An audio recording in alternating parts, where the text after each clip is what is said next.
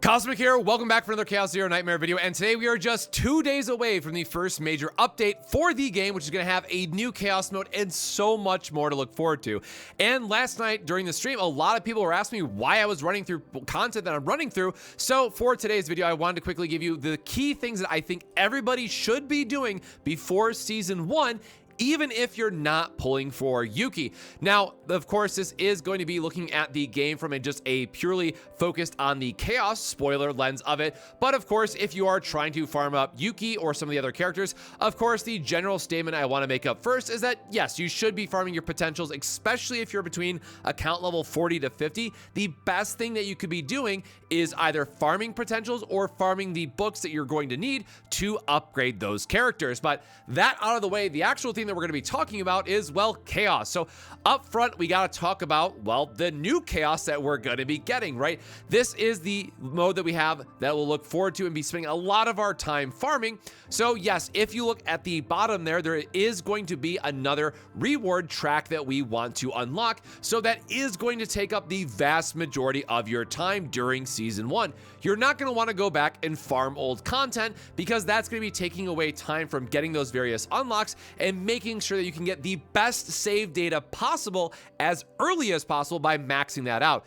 Now, the thing that we do have to note is that we got 8 new neutral cards to look forward to, which, spoiler, if you are pulling for Yuki, that first one, the aggressive mutant, is absolutely what you're going to want to get the best save data possible. Now, keep in mind that we will be having 9 weeks in total to really min-max that save data as much as we want. So if you want to take this a little bit slower, of course, you absolutely can. But for those who want to get the best data possible day 1, that is going to be your focus, which ultimately brings us back to, if the new Chaos is the #1 thing that I need to spend my time on, what should I do today to put me in the best possible position for Season 1 at launch?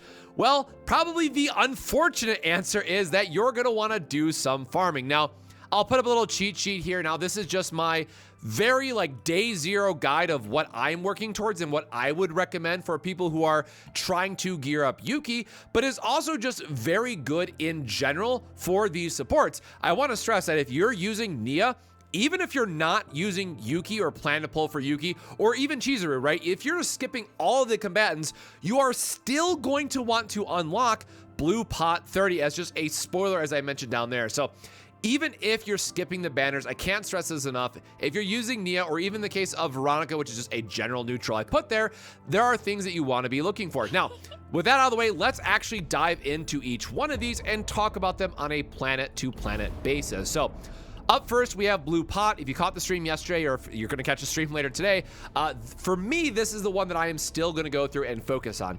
Dimensional Cube, the way it works is that you effectively get to mill your entire deck with Nia's ability and get a 200% damage increase, assuming you have 20 cards in the deck, for every attack that you're doing for that turn. So ultimately, what you want to try and set up, and because as of today's recording, we know that Yuki does have some draw cards that are going to recycle the deck, or going to have neutral cards which are going to force a recycle. Technically, the best thing that you can do for a high damage turn is have a full deck refresh, use Nia's ability to mill your entire deck to get the damage stack, use a neutral card, any one of the ones I just previously showcased, to force a draw, to then refresh the deck again because they go to discard and not the waiting area. And then from there, start again with the various card effects that are going to draw and discard more cards. So like my save data that I have for Nia's Curiosity, I got 4 of them in the deck. And keep in mind that they are showing a 1 cost because I have her at E0, just for the sake of testing in Season 1, that these will eventually become free. So then every card after that you're discarding with the effect with Nia, you're getting even more damage amplification from that point going on. So this can line up for some absolutely bonker damage amplifications if you're using Nia for your supporter of choice. Now again, I will have Veronica just for my team as well, because I like Veronica's kit and I like the draw 3 and I like the Ballistas doing some extra damage. But if you don't have Veronica, or if you just like using Nia for other reasons, or again, Yuki being like the biggest approach of what we have to look forward to in Season 1 and the key banner that's coming up, you will absolutely want to level up Blue Planet to 30. Now, something to keep in mind, some of these other ones are just good to have because I think a lot of people might have missed this, but for every single one of these exploration rewards, you can then get them in the seasonal content as well. So some of these fates are also just going to help make your progress a lot easier, smoother, and faster in season 1 if you go through and unlock some of these. So unfortunately, for those that are using Nia, I have to strongly recommend grinding up to blue pot 30 to get the dimensional cube. This card is just insanely, or this gear I should say, is insanely busted for her kit. Moving on from there, we have Twin Stars Shadow, which this one at level 30, thankfully it's a skip. It's not something you're going to really care about because there's going to be other ones. However, as I mentioned in the Veronica call out, if you want to be using Veronica as your support, this is going to be a key one for Yuki because effectively what this allows you to do is use any draw and then set a card back on top of your deck for the next turn, because we do know that Yuki wants to draw for various effects. So you can either use this as a early play setup to draw one of Yuki's cards to get the inspiration, or maybe you have one of those key neutrals that we showed, that you have like a draw 3 that you want to set back on top of the deck and let that be the combo enabler for the next turn. Precision Aim just allows for so many cheeky things. And then also, if you really want to go the distance with Veronica and maybe then have Nia as a support option so you don't need the extra AP from Mika, Precision Aim allows you to set a card on top of the deck for G-Chord, for example, which then can get you extra value from Nia if you want to combo these two together. Now, I will say overall, just from a neutral standpoint, I do strongly recommend going for a double controller strategy because getting the extra draw triggers is just going to be what's most important for Yuki. But there is some room to use Veronica if you want to do like a Veronica and Mika support still, because, well, again, Veronica does an insane amount of damage for just 0 AP effectively once you get her initial damage boost out of the way. And then, of course, getting some random legendary neutral cards can also line you up with some of those neutrals we talked about to get some extra value.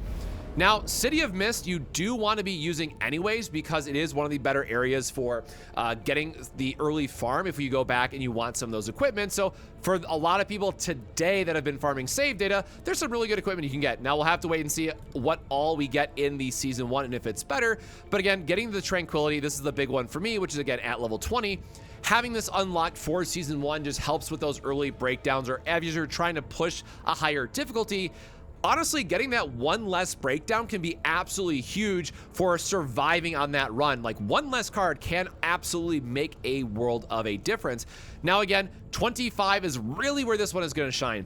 We know how much Yuki cares about drawing her cards, and because we can set up a double controller style deck that is going to be extremely heavy on skill cards, this means we can set up a scenario with refining our save data that Belligerence is going to just be a free draw 2 on Yuki. And then, of course, there's all the neutral epiphanies that you can get with this as well, even just like a morale +1 for the turn, right? Then you're getting more damage on top of this. So having a skill-heavy style of deck and being able to go into the Belligerence is going to be absolutely huge, which again then means you need to get City of Mist up to 25. And again, there's just some really good save data for like your weekly bosses you can get by farming City of Mist while you wait to get that better save data during Season 1.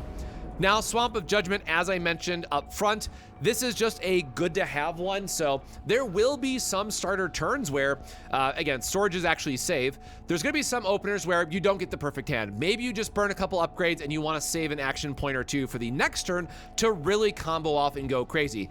Unless we get some hidden item that's absolutely insane for Season 1 in terms of gearing, this will still be the best in slot for one of your supports, right? You don't need this on both because it is just going to be, it doesn't stack, at least as far as I've been able to see or confirm. So only one of your 2 controllers are going to need this item to activate for the effect, freeing up your other slot, which is going to be really important. Again, however, for at least the start of turn, especially for some of those hands that are not going to be perfect, you don't get all the draw pieces, you only get like 2 of your upgrade cards, what have you, even saving that 1 action point for the next turn is going to be absolutely massive. Prepared for battle is kind of not a big deal. And then some of the other ones, I think it was 15, there you go. 15 is just nice to get anyways. A lot of people who've been playing a lot of the defensive focused characters, Lush Seaweed armor just combos with so much anyways. Like, this is just a nice to have thing that once we get to more of like the big raid battle or the boss battle that they advertise, you might want to be able to bring in a defensive character. So unlocking Lush Seaweed early can really help with some of those more shield focused strategies. Again, you want to go to 30 if you can, so you'll unlock it along the way, but you have to, you know, put in the hours and kind of grind there as it were. So the other one, last but not least, is Foretold Ruin.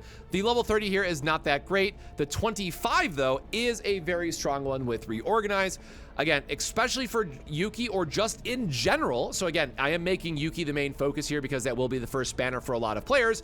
But Reorganize being a draw 3, so good for getting those inspiration triggers and also then just exhausting itself. So you're further thinning out your deck as you're going to like that second or third cycle, right? For a lot of characters, you have to keep in mind your entire first deck cycle should be your setup or drawing for those upgrades or drawing for those various buffs to then have a very quickly kill turn on your second cycle. So anytime that we can get some extra draw to help go through our deck faster, or you could even discard these to save it for your second shuffle, right? Having this on our second shuffle for then Yuki to draw a bunch of extra cards, get the cost reduction, and just go ham on the damage is also really important. So this and Gearback, I think, are two very interesting cards to talk about and consider that sometimes you want to try and save them for your second shuffle to then have the damage be more consistent across the turns, because you do have to spend that full first deck cycle going through and finding those upgrades, making sure that everything is finally aligned. Also, a noteworthy character to call out here is like Renoa, right? Where you do just want to spam your bullets, try to fill up your deck as fast as possible. That's where you want to burn the Reorganizes early so that when you do that cycle, you can then use Nia's discard effect through her ego skill and just get all that combo plays with her bullets, which are really, really important. So Reorganize is definitely one that I would recommend pushing for. Again, this one being 25 and being in the Foretold Ruin. So this brings us to the question that you might be asking, well, how on earth do you farm all of this up, right? So going back to the blue pot as my example, one of the things that I was doing as I was going through this is figuring out which events I need. Now, unfortunately, a lot of these are going to be random rare events that I still just don't have yet. Where's the golden? There you go. Like the Twisted Grail 2, right? This is a purely random event, and if you want to target this one in particular, then what I would recommend doing is just going through blue pot and going into it and saying, hey, I want to make sure that I am on difficulty 3 because that's when the boss appears, which is also one of the criterias.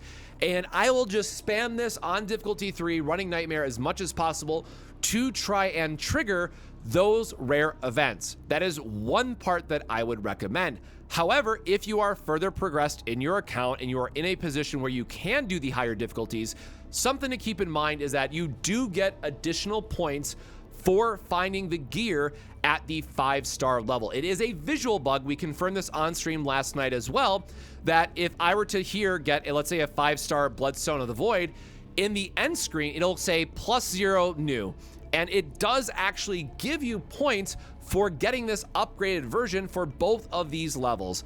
So the purely fastest way to get to level 30, if you can, is to do this. We are getting the difficulty 8, 9, or 10. We are getting these last couple of nodes and making sure that when you find one of these new pieces, you're getting points for every single one of these. You do not have to get 100% exploration to get this up to 30.